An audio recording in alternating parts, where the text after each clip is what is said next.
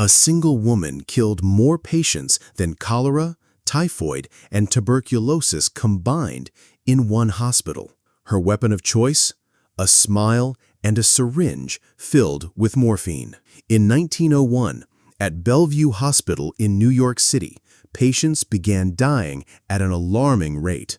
Not from their illnesses, but from something far more sinister. The woman they trusted most was secretly deciding their fate with cold calculation. Her name was Jane Toppin, but the patients knew her as Jolly Jane, the cheerful nurse who always stayed late, who volunteered for the night shifts, who seemed to care more than anyone else about their recovery. They had no idea she was studying their faces as they died. The gas lamps cast long shadows down the corridors of Bellevue Hospital that autumn. The smell of carbolic acid mixed with something else, something sweet and cloying that seemed to follow Jane Toppin wherever she went.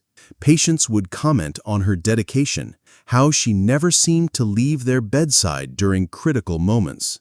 What they didn't know was that Jane had been experimenting on human beings for over a decade. Born Honora Kelly in 1857, Jane's childhood was a blueprint for horror. Her father, an alcoholic tailor, abandoned the family when she was 6. Her mother died in an asylum, diagnosed with what doctors then called moral insanity. Young Honora was placed in an orphanage where she learned her first lesson about power, that taking care of others meant controlling them completely. At 18, she changed her name to Jane Toppin and entered nursing school at Cambridge Hospital in Massachusetts. Her instructors praised her enthusiasm and her gentle bedside manner. Patients loved her warm smile and her willingness to sit with them during long, painful nights. But Jane was conducting her own private medical school. She began with small doses, a little extra morphine here, some atropine there. She would watch her patients' pupils dilate, monitor their breathing as it slowed, observe the exact moment when consciousness faded. Then, just before the point of no return, she would administer stimulants to bring them back. She called these her experiments in the borderland between life and death. Jane kept detailed mental notes of each patient's reaction. How much morphine would cause euphoria versus unconsciousness? What combination of drugs would simulate natural death from heart failure? Which patients fought the hardest against the darkness, and which ones seemed to welcome it? By 1885, she had perfected her technique. The first confirmed murder happened at Cambridge Hospital. An elderly patient named Israel Dunham had been recovering from minor surgery when Jane volunteered to take the night shift. She waited until the ward was quiet, until the other nurses had gone home. Then she prepared her syringe with a carefully measured dose of morphine sulfate. But this time, she didn't administer the antidote. Israel Dunham died peacefully in his sleep, or so it appeared. Jane sat beside his bed for hours afterwards, studying his face, memorizing the subtle changes that occurred as life left his body.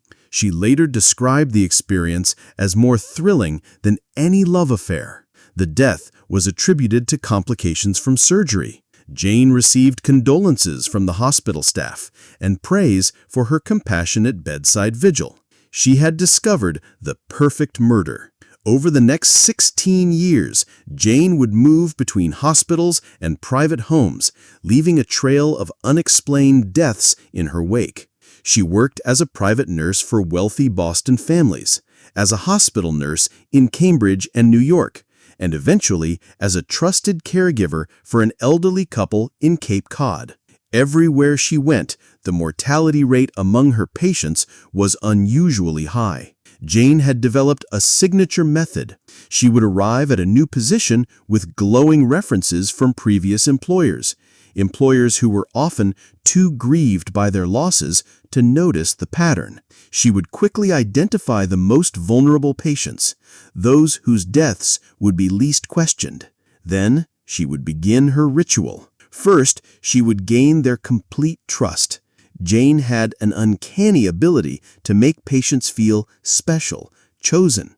She would bring them small gifts, share intimate stories about her own life, make them believe she genuinely cared about their welfare more than anyone else in the world.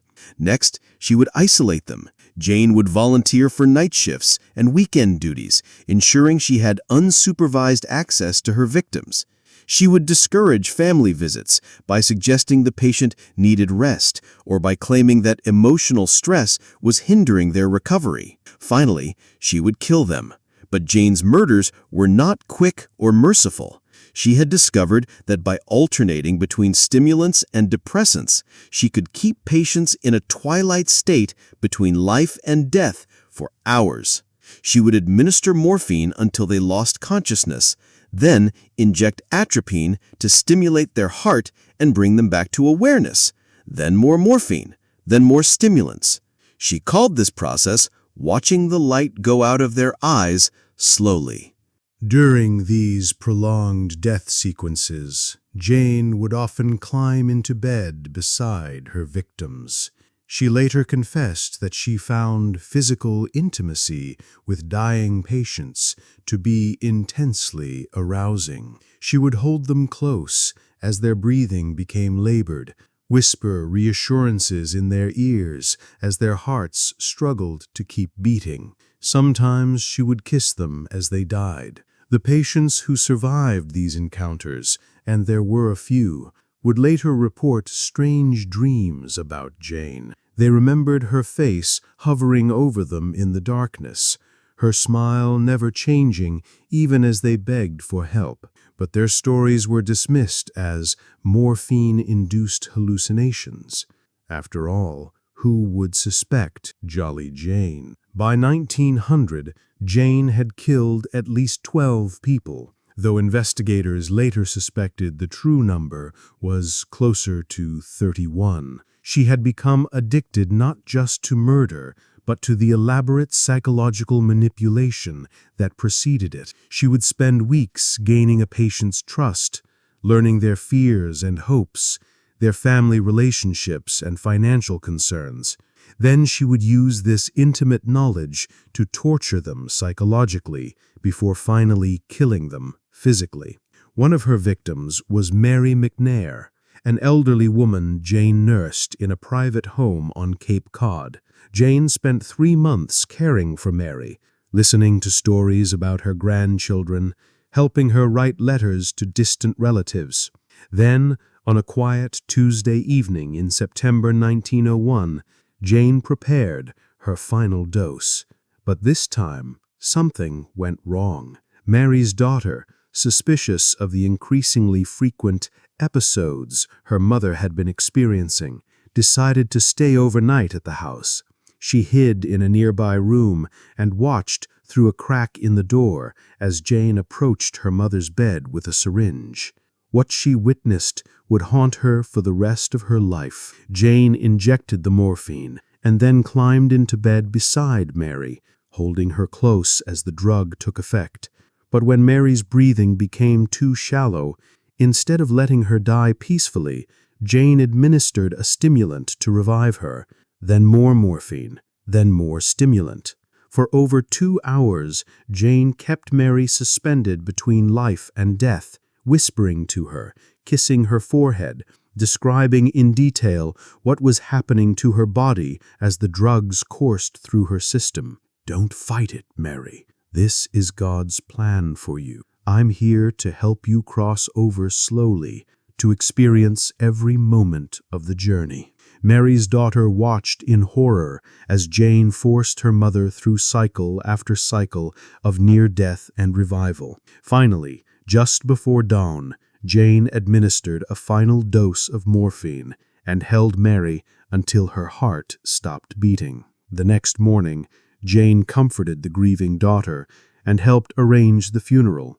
The death was attributed to heart failure brought on by advanced age. But Mary's daughter had seen enough. She contacted the authorities and demanded an autopsy. When traces of morphine were found in Mary's system at levels far beyond any therapeutic dose, The investigation began. Police discovered that Jane had worked as a nurse or caregiver for every victim. They found her journal, filled with detailed descriptions of her experiments and careful notes about each patient's reaction to different drug combinations.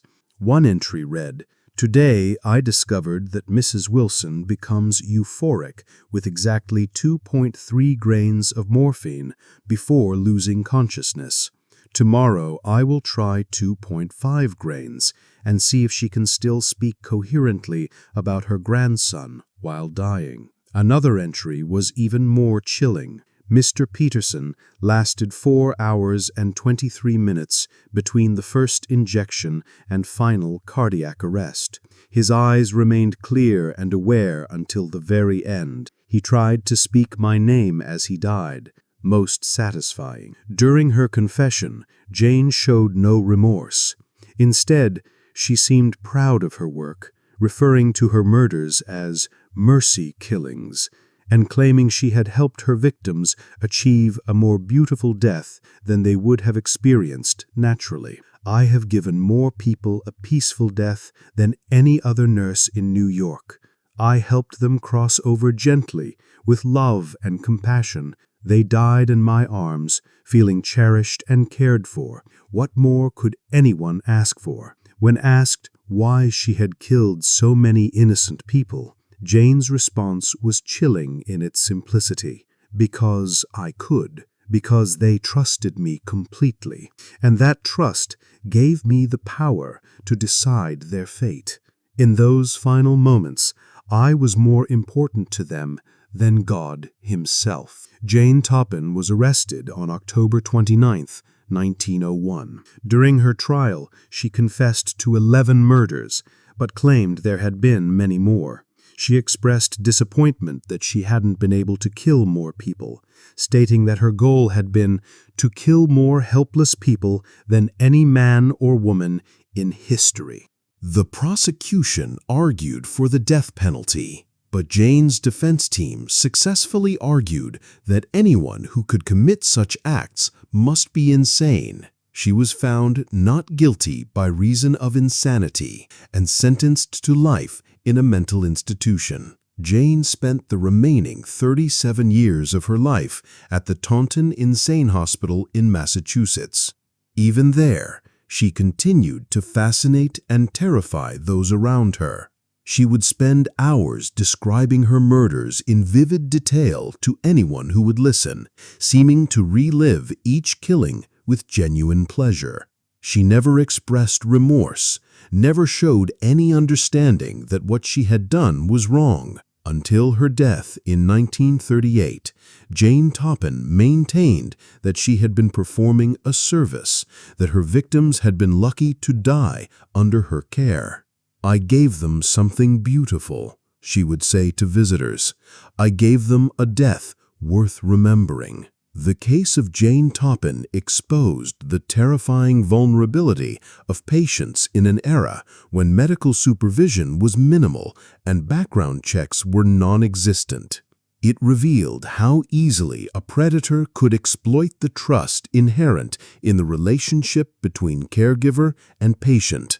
But perhaps most disturbing of all, Jane's case demonstrated how someone could commit murder repeatedly for years while hiding behind a mask of compassion and professionalism. The very qualities that made her seem like an ideal nurse, her dedication, her willingness to work extra hours, her emotional investment in her patients, were actually the tools she used to select and kill her victims. In the corridors of hospitals across the country, Jane Toppin had shown that the person most trusted to preserve life could also be the one most capable of taking it away. The patients called her Jolly Jane because she always seemed so happy. Now we know why she was smiling. Today, hospital protocols and oversight make it much harder for a Jane Toppin to operate. Background checks, drug monitoring systems, and constant supervision have created multiple layers of protection for patients. But the fundamental vulnerability remains unchanged. When we place our lives in the hands of medical professionals, we must trust completely.